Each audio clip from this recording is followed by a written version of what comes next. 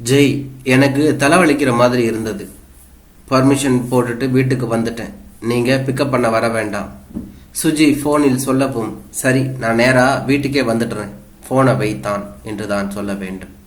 அவனுக்கு தெரியும் தலைவலி எல்லாம் இருக்காது என்று. அவளுக்கு அவன் தம்பி மனைவிக்கு வளைகாப்பு வைத்திருப்பதாக அம்மா அழைத்திருந்தாள்.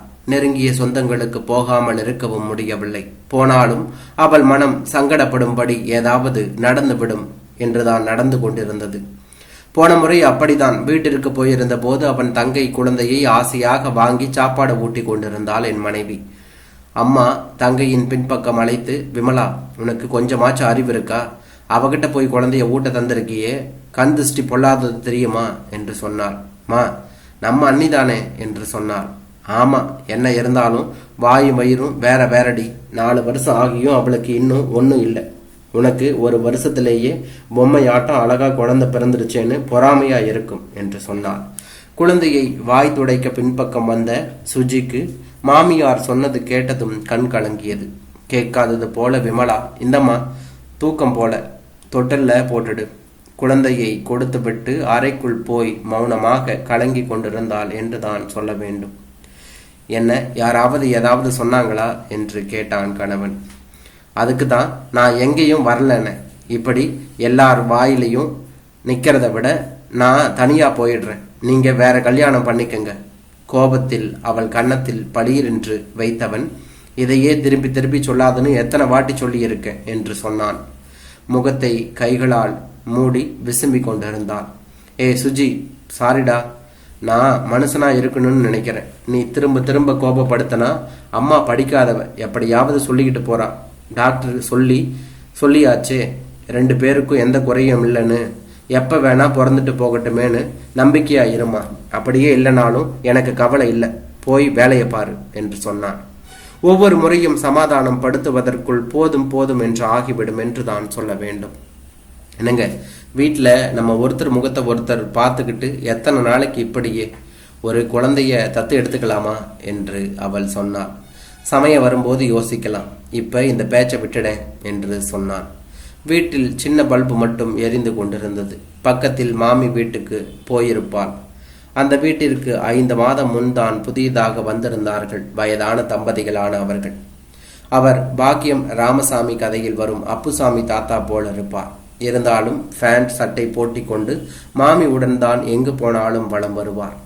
அவர்கள் அந்யோன்யத்தை சிலர் பரிகாசமாகவும், சிலர் இருந்தால் இப்படி ஒற்றுமையாக இருக்கணும் என்றும் சொல்லுவார்கள். விடுமுறை நாட்களில் அரை பொழுது இவர்களுக்கு அவர்கள் வீட்டில் கழியும். மாமி சுறுசுறுப்பாக மணக்க மணக்க வத்த குழம்பு வைத்து சாப்பிட சொல்வார். காலிங் பெல் அடித்ததும், அச்சச்சோ, நேரம் போனதே தெரியல, அவர் வந்துட்டார், நான் வர்றேன் மாமி. வந்தாள் அவள். என்னங்க, இன்னைக்கு மாமாவுக்கு 65வது பிறந்த நாளாம். அவங்க பிள்ளைங்க 3 பேரும் மாற்றி மாற்றி ஃபோன் பண்ணி விஷ் பண்ணாங்களாம். மாமா முகத்தில் எவ்வளவு சந்தோஷம் தெரியுமா என்று சொன்னாள். மாமாவிற்கு பிள்ளைகள் மீது ரொம்ப பிரியம். அவர்கள் செய்த சின்ன வயசு சேட்டைகளை சொல்லி சொல்லி அவர் சிரிப்பார். தயா இருக்கானே, அவன் ரொம்ப குறும்புக்காரன். ஒரு முறை என் சட்டை பாக்கெட்டில் ரப்பர் பள்ளியை வச்சுட்டான்.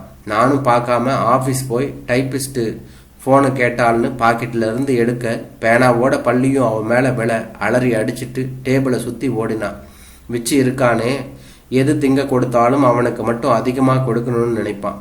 வாழைப்பழம் கொடுத்தா கூட ஸ்கேல் வச்சு அளந்து பார்ப்பானா பாரேன், பொழுது போவதே தெரியாது என்று சொன்னார்.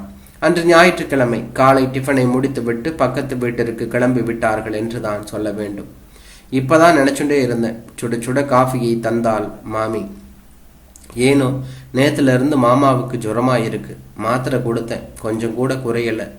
கொஞ்சம் ஆட்டோக்காரருக்கு ஃபோன் பண்றியாடாப்பா, ஹாஸ்பிட்டலுக்கு போய் வந்துடுறோம் என்று சொன்னாள். என்ன மாமி, இந்த ஒத்தாசை கூட நான் செய்ய மாட்டேனா? காலையிலேயே என்னை கூப்பிட்டுருக்கலாம்ல. மெல்ல அணைத்தி கொண்டிருந்த மாமாவிடம் சென்றான். தொட்டு பார்த்ததில் ஜுரம் அதிகமாகவே தெரிந்தது என்று தான் சொல்ல வேண்டும். சுஜி, நீ மாமிக்கு துணையா இங்கேயே பேசிட்டு, நான் மாமாவை ஆட்டோவில் கூட்டிட்டு போய் வந்துடுறேன் என்று சொல்லி ஓடினான். மருத்துவமனையில் ட்ரிப்ஸ் ஏத்த சொல்லிவிட்டார்கள். ஹாஸ்பிட்டல் விட்டு திரும்பி வர இரவு 8 ஆகிவிட்டது. வீட்டிற்கு வந்ததும் சுஜி சுக்கு கஷாயம் கொடுத்து மாத்திரைகளை தந்தாள். மாமி எதுவும் சாப்பிட தோன்றாமல் சோகமாக உட்கார்ந்திருந்தாள். இந்த 5 மாதத்தில் அவர்களை சோர்வாக பார்ப்பது இதுதான் முதல் முறை என்று தான் சொல்ல வேண்டும். மாமி, சொல்றேன்னு தப்பா நினைச்சுக்காதீங்க. இன்னைக்கு லீவு நாளா இருக்கவே இவர் இருந்தார். இந்த வயசான காலத்துல நீங்க தனியா இருக்கிறத விட உங்க பிள்ளைங்க யார்கிட்டையாவது இருக்கலாம் இல்லையா? சில வினாடி அமைதியாக இருந்த மாமி சுஜியின் கைகளை பிடித்து கொண்டு, குழந்தை, இத்தனை பாசமா இருக்கிற உங்ககிட்ட இனிமேலும் விளையாட்டா கூட பொய் சொல்ல தோணல. எங்களுக்கு பிள்ளைங்கன்னு யாருமே இல்லை. திடுக்கிட்ட ஜெய்யும் சுஜியும் மாமாவை பார்த்தார்கள். நிஜமா என்று கேட்பது போல. ஆமாப்பா, மாமி சொல்றது நிஜம்தான்ப்பா. தயா, விச்சு எல்லாம் என் கற்பனை குழந்தைகள். இதோ இருக்காளே, இவள் தான் காதலிச்சு தான் கல்யாணம் பண்ணிக்கிட்டேன். எனக்கு அவளும் அவளுக்கு நானும் குழந்தையா இருக்கணும்னு ஆண்டவன் நினைச்சிட்டானோ என்னவோ. எங்களுக்கு அந்த பாக்கியம் அமையல. ஆனா அது குறையா நினைக்காம நாங்க சந்தோஷமா தான் வாழ்ந்தோம். இவளை அப்பவே மேற்கொண்டு படிக்க வச்சேன். டீச்சரா வேலை செஞ்சு 50 குழந்தைங்களுக்கு தாயா குருவா 30 வருஷம் சர்வீஸ் பண்ணினான். இத்தனை நாளா எங்களை ஒதுக்கியே வச்சிருந்த சொந்தமெல்லாம் பணம் சேர்ந்ததும் எங்க கூட ஒட்ட பார்த்தாங்க. இப்ப வயசாயிட்டது இல்ல, போயிட்டா சொத்தெல்லாம் அனுபவிக்கலாம்னு எல்லோரும் அவங்க கிட்ட வந்து இருக்க சொல்லி கூப்பிட்டாங்க.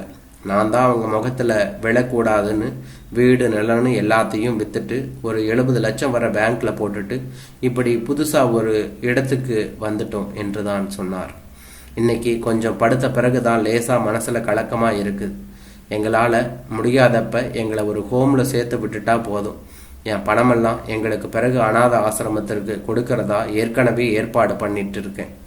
தழுதழுத்து சொல்லி கொண்டிருந்தார் மாமா என்று தான் சொல்ல வேண்டும். என்ன சொல்வது இந்த ஆதர்சன தம்பதிகளை? மாமா, மனசை போட்டு வருத்திக்காம இத்தனை நாளா இருந்த மாதிரியே இருங்க. நாங்க இருக்கோம்ல, நல்லா ரெஸ்ட் எடுங்க. மாமி, மாமாவுக்கு நல்லாகிற வரை நீங்க கிட்ட இருந்து கவனிச்சுக்கங்க. 2 நாளைக்கு சுஜியே சாப்பாடு தந்துடுவா. கிளம்பினார்கள். இரவு வெகு நேரம் இருவருக்கும் தூக்கம் வரவில்லை. என்னங்க, நாளைக்கு நமக்கும் வயசாயிட்டா யாரும் இல்லாம தவிப்போமா என்று கேட்டாள். அசடு, சும்மா கற்பனை பண்ணாத. ரொம்ப நாளா நீ கேட்டுக்கிட்டு இருந்த இல்ல தத்து எடுக்கலாம்னு. இப்ப நான் முடிவு பண்ணிட்டேன். ஆனா உனக்கு சம்மதமான சொல்லு என்ற விஷயத்தை சொன்னான். மறுநாள் அலுவலகம் முடிந்ததும் மாமி வீட்டிற்கு சென்றவர்கள், மாமா, நாங்க தத்து எடுக்கலாம்னு முடிவு பண்ணிட்டோம். ஆனா குழந்தையே இல்லை. குழந்தை மனசா இருக்கிற உங்க 2 பேரையும் உங்க சொத்தெல்லாம் உங்க விருப்பப்படி ஆசிரமத்துக்கு தந்துட்டு எங்க வீட்டுக்கு வந்துடுங்க. நாங்க வர்ற வரைக்கும் இருண்டு கிடக்கிற வீட்டை விளக்கேற்றி எங்களுக்காக காத்திருந்தா போதும். மற்றவர்களுக்கு பாரமாக இருக்க விருப்பமில்லை என்று மறுத்தவர்களை அன்பால் கட்டி போட்டு அழைத்து வந்து விட்டார்கள் என்று தான் சொல்ல வேண்டும்.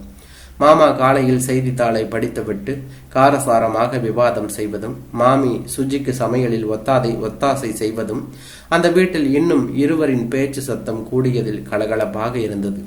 1 மாதம் கழித்து ஒரு நாள் மாலை சுஜி போன் செய்தாள். என்னங்க, நான் பர்மிஷன்ல வீட்டுக்கு வந்துட்டேன், எனக்காக வர வேண்டாம் என்றாள். மறுபடியும் இவளுக்கு மன வருத்தம் வந்து விட்டிருக்கிறது. அதுதான் வீட்டுக்கு போய்விட்டிருப்பாள் என்று மாலை அலுவலகம் முடிந்து வீட்டிற்கு வந்ததும், சுஜி எங்க, எதுக்கு முன்னாடியே வந்துட்டா? நாங்க ஹாஸ்பிட்டலுக்கு போயிருந்தோம், அதனாலதான் என்றாள் மாமி. காலையிலே நல்லா தானே இருந்தா?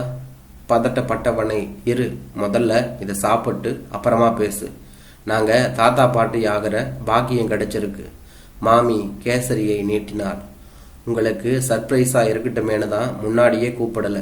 சுஜி முகம் சுவந்தாள் என்றாள்.